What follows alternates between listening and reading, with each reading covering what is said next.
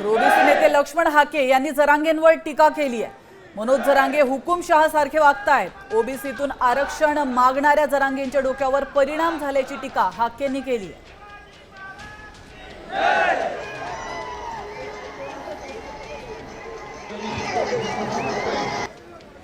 खरतर जरांगेच्या डोक्यावरती परिणाम झालाय।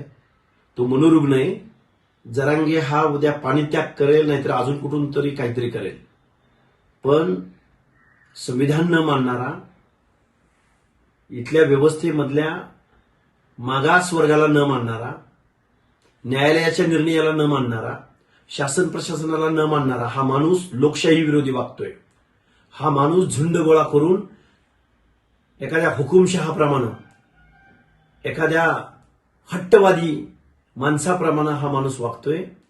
याच्या या वागण्यामुळे या महाराष्ट्रामधल्या अर्ध्या लोकसंख्येचे हक्क अधिकार पायदळी तुडवले जाणार आहेत। आता isakal.com आहे देशातील नंबर 1 ची मराठी न्यूज वेबसाईट। प्रत्येक अपडेटसाठी isakal.com ला नक्की भेट द्या।